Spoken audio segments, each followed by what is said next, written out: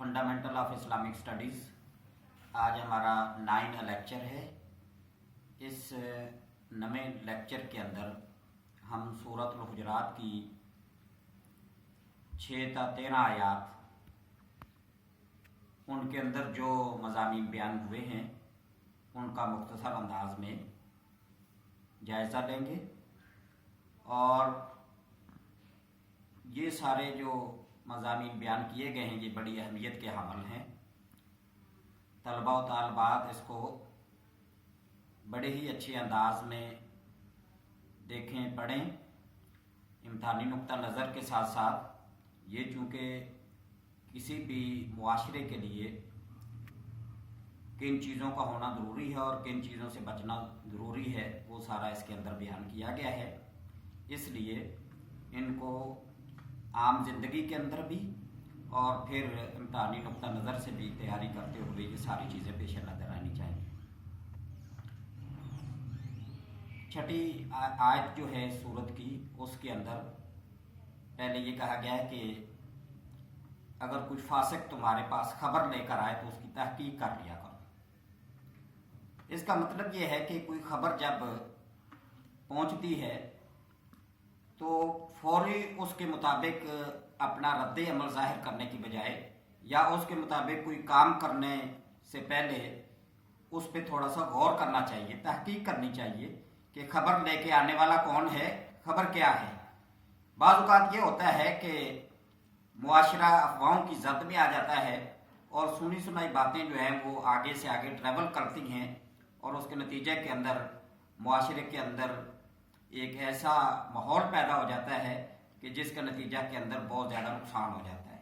तो इस वजह से आगाज़ में कुछ हदायत देने के बाद मोमिनों को इस सूरत के अंदर इस छठी आयत के अंदर ये फरमाया गया है कि अगर कोई फासिक तुम्हारे पास खबर लेकर आए तो तुम खबर की तहकीक कर लिया करो। कहीं ऐसा ना हो कि तुम नादानी के अंदर किसी गुरोह को नुकसान पहुंचा बैठो और फिर तुम्हें अपने इस रवैये पर नादम होना पड़े। तो एक तो इसके अंदर आगाज में ये बात बता दी गई है इन आयात में। और फिर उसके बाद अगली जो बात कही गई है वो ये है कि आप ये देखो कि तुम्हारे दरमियान अल्लाह के रसूल के अहकाम मौजूद हैं, तो अल्लाह के नबी सल्लल्लाहु अलैहि वसल्लम का आर्डर तुम्हारे लिए उसकी अहमियत होनी चाहिए और उसको तरजीह दी जानी चाहिए और उसके मुताबिक तुम्हें अमल करना चाहिए। अपनी राय और अपनी बातें और अपनी अकल के घोड़े दौड़ाने की बजाय जहाँ ये आ जाए कि ये अल्लाह ताला के नबी हज़रत मोहम्मद सल्लल्लाहु अलैहि वसल्लम का ये हुक्म है तो उस हुक्म को तरजीह देकर और सर तस्लीम खम करके उस हुक्म के मुताबिक अमल करना शुरू कर देना चाहिए। अल्लाह ताला ये फरमाते हैं कि अल्लाह ने तुम्हारे दिलों में ईमान की मोहब्बत डाल दी है और फिर उस ईमान के जरिए तुम्हारे दिलों को डेकोरेट कर दिया है। और उसके साथ साथ अल्लाह ताला ये फरमाते हैं कि कुफर और फिस्क और नाफरमानी उसको अल्लाह ताला ने तुम्हारे लिए नापसंद फरमाया है। तो वो चीज़ें जो अल्लाह ताला मोमन के लिए पसंद फरमाता है मोमन को वही इख्तियार करनी चाहिए। उन बुरे कामों के अंदर और उन चीज़ों के अंदर नहीं पड़ना चाहिए जो अल्लाह ताला को नापसंद हैं। तो अल्लाह ताला ने कुफर को नापसंद फरमाया है। कुफर है क्या चीज़? कुफर ये है कि इनकार कर देना किसी चीज़ से, पर्दा डाल देना, छुपा देना किसी चीज़ को, ये कुफर है। और एक ऐसे शख्स को काफर इसलिए कहते हैं कि उसकी अकल पर नादानी का पर्दा पड़ जाता है। वो जानते बूझते उन चीज़ों को देखते हुए भी कि जो अल्लाह ताला की नेमतें हैं जिनसे वो लुत्फ अंदोज होता है तो वो उनसे फ़ायदा उठाने के बजाय फ़ायदा उठाते हुए और उन पर चलते हुए सारा लुत्फ अंदोज होते हुए वो उनको तस्लीम नहीं करता। अल्लाह ताला के अहकाम को मानता नहीं है, अल्लाह ताला की ज़ात को वो मानता नहीं है, तो इसलिए उसे काफर कहते हैं। तो कुफर को अल्लाह ताला फरमाते हैं कि मैंने कुफर को तुम्हारे लिए नापसंद किया है, नाफरमानी को तुम्हारे लिए नापसंद किया है, गुनाह को तुम्हारे लिए नापसंद किया है। फिर इसी तरीके से आगे इन आयात के अंदर ये फरमाया गया کہ اگر مومنوں کے دو گروہ، اہل ایمان کے دو گروہ آپس کے اندر لڑ پڑیں تو تم ان کے درمیان صلح کروا دو، تماشا نہ دیکھتے رہو، بلکہ یہ ہے کہ ان کے درمیان صلح کروا دو، اور صلح کرواتے ہوئے عدل سے کام لو۔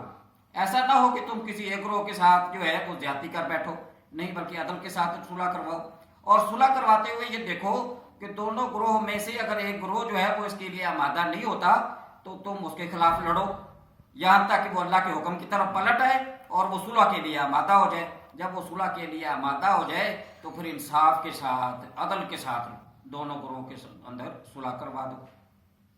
اور پھر اگلی آیات کے اندر یہ کہا گیا ہے کہ مومن جو جس معاشرے میں رہتے ہیں، وہ مرد ہیں، عورتیں ہیں، تو وہ ایک دوسرے کا مذاق نہ اڑائیں۔ مرد جو ہیں وہ دوسرے مردوں کا مذاق نہ اڑائیں، اور عورتیں دوسری عورتوں کا مذاق نہ اڑائیں۔ ہو سکتا ہے کہ وہ ان سے بہتر ہوں۔ تو مذاق کیا ہے؟ کہ مذاق کے ذریعے یہ ہوتا ہے کہ جس کو مذاق کیا جا رہا ہے عموماً اس کی تذلیل کی جا رہی ہوتی ہے، اور اس کا اس طریقے سے مذاق اڑایا جاتا ہے، ٹھٹھا کیا جاتا ہے کہ سارے باقی جو لوگ بیٹھے ہوتے ہیں وہ بھی اس کے اندر شامل ہو جاتے ہیں۔